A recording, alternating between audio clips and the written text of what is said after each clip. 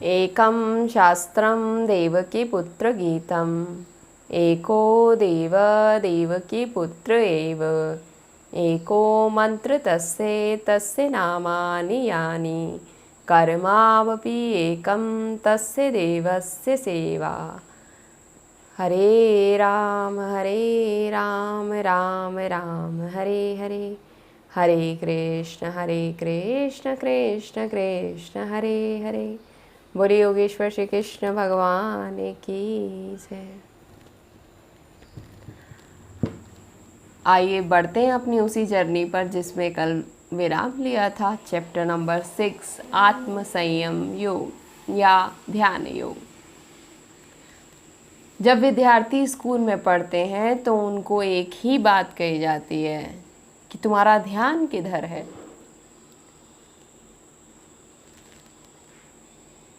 ध्यान के दो अर्थ होते हैं, एक कंसंट्रेशन, एक मेडिटेशन।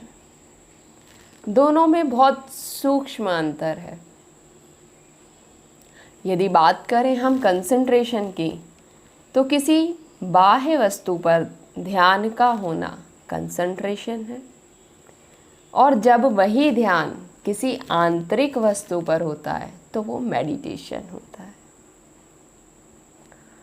मतलब जब दो वस्तुएं हैं तो वो कंसंट्रेशन है, और जब वो दो वस्तुएं एक ही हो गई हैं तो वो मेडिटेशन है। और सही बात कहें तो आजकल के समय में मेडिटेशन से अच्छा कोई मेडिकेयर है ही नहीं। सबसे अच्छी दवा ध्यान है। इसके आगे कहें तो जो आँख खोलकर जो है वो कंसंट्रेशन है, और आँख बंद कर कर जो है वो मेडिटेशन है। और फिर आँख खोलकर भी वही दिखे जो आँख बंद कर कर दिख रहा था, तो वो ध्यान समाधि बन जाता है, जिसकी चर्चा की गई है। जो श्रीमद् भागवत जी की भाषा है, जो व्यास जी ने लिखी है, उसको समाधि की भाषा कही गई है। वो ध्यान से भी ऊंची एक दशा है जिसको समाधि कहा गया है। दत्तात्रेय जी ने एक एरो बनाने वाले को, एक तीर बनाने वाले को अपना गुरु चुना। वो जा रहे थे रास्ते पर, वो रास्ते के एक तरफ थे, दूसरी तरफ पर एक तीर बनाने वाला था। दत्तात्रेय जी उसको देख रहे थे। इतने में ही रोड पे शोर होने लगा, हटो हटो हटो, राजा साहब की सवारी आ रही है।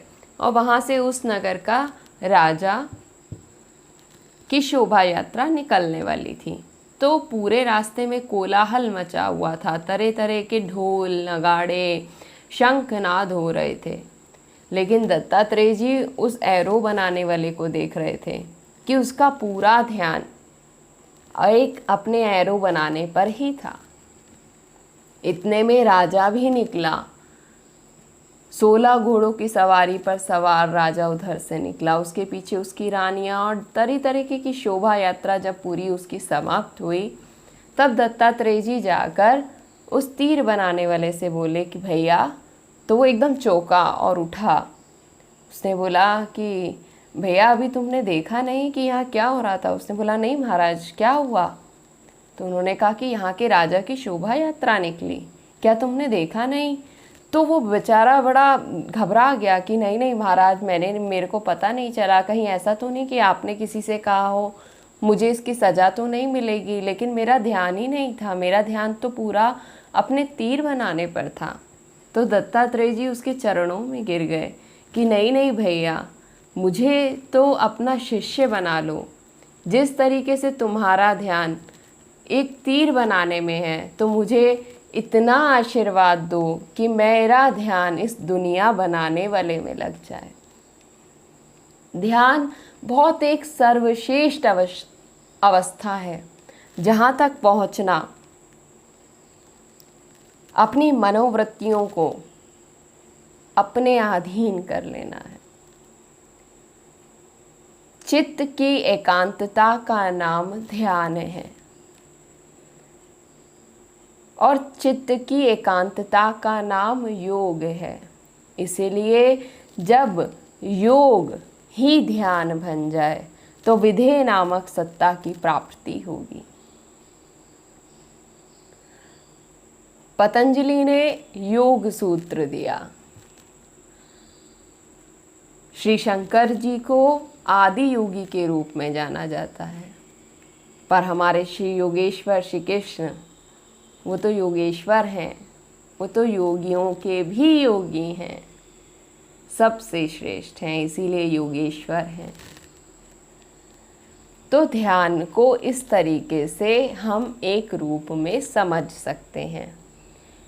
अब इसमें श्लोक दर श्लोक शुरू के 9 श्लोकों में जो है भगवान ने अष्टांग योग के बारे में बताया है, उसकी हम चर्चा करने की नेक्स्ट चैप्टर में कोशिश करेंगे। तब तक के लिए श्री राधे।